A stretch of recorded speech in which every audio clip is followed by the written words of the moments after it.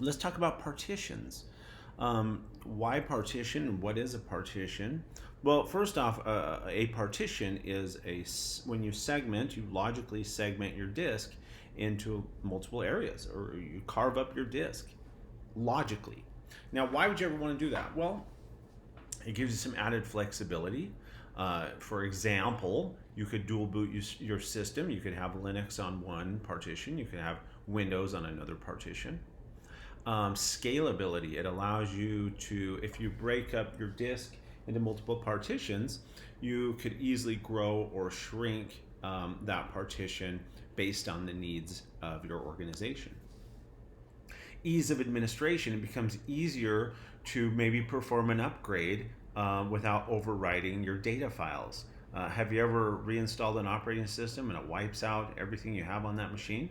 Well, maybe if your system, your operating system, was in one partition or logical segment of your disk, and then all your data files, your desktop, your Word, your Excel documents, all that stuff, if that was in another partition, then hey, you can wipe out your system partition but leave your data alone. So that could be easy. And for the same reason, encapsulation of your data. Maybe some valid concerns here are, let's say that you have a maniacal process or an evil user that is consuming a lot of disk space, and they consume all the disk space and run out. Well, if you're just on, depending on how you're formatted and how you have your disk partitioned, could make your system unusable. But if we, for example, put the user's home directory on its own partition, they only could fill up that partition, and maybe we'll put our system files in another partition, and our system might still be usable. So those are a couple scenarios as why we might want to partition. A couple terms here. Swap space. Generally, this is a partition, a special partition that's used when you exceed RAM.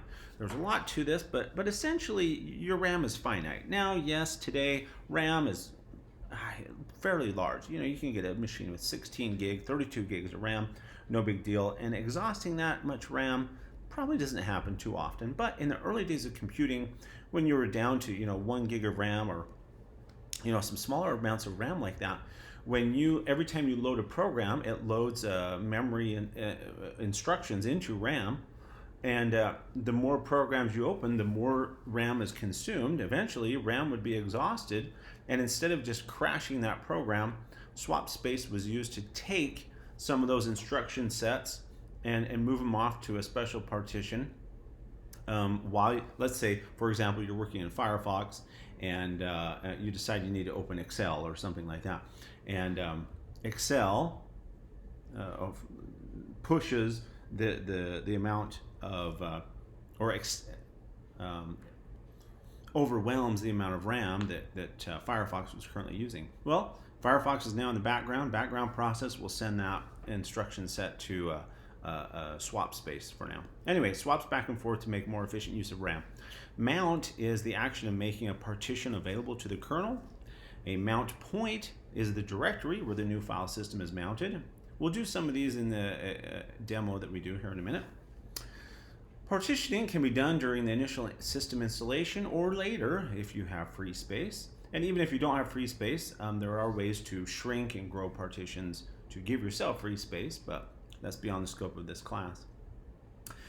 Brief overview of partitioning types. There's two main ways of partitioning, or types of partitioning. GPT stands for the GUID partition table, and this is the new way of partitioning things. What you need to remember is by using this scheme, we can have larger partitions and more partitions.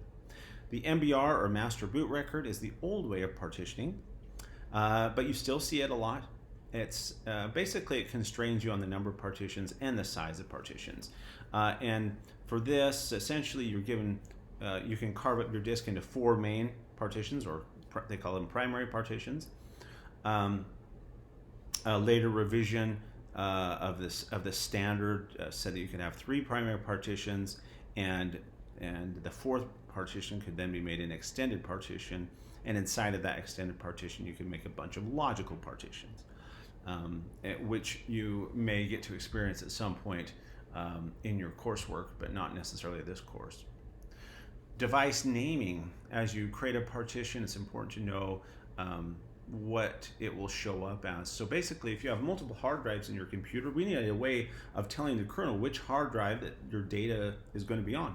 So the first hard drive you plug in generally will be known as /dev SDA. Second hard drive, dev SDB. Third hard drive, dev SDC. And there's some caveats to this, but generally that's what they'll show up as. The SD has an SDA or SDB has a number after it, which identifies the partition. Let's say I take that first hard drive, I create 10 partitions on it. So I'd have the numbers SDA1, SDA2, SDA3, SDA4, all the way up to SDA10, which identifies the partition. And then we'll do that in the demo as well. A couple of related commands here for partitioning. cfdisk is a program that we will use. It's a very minimal partitioning program that will allow us to demonstrate what partitioning is. df will show us the disk free space of a partition. du shows us how much space an individual file would consume on that partition. Mount is will make the device show up in the file system tree, and mkfs, variation of that command, will allow us to format the file system. And finally, we will need to look at how do I make my mounts persist. Or let's say that I format my file system, or I put a file system on a partition, and I want that partition to show up and that new file system to show up in my operating system. Well, obviously we can mount it using the mount command, but to make that mount persist, we need to add an entry to a file called etc/fstab, and it tells the kernel what devices to mount and where to mount them at boot time. The one note here is it can make your system unusable if you mess it up. Now this is a lot of content. You need to do the reading here, and you need to watch the demo to learn more about some of these things.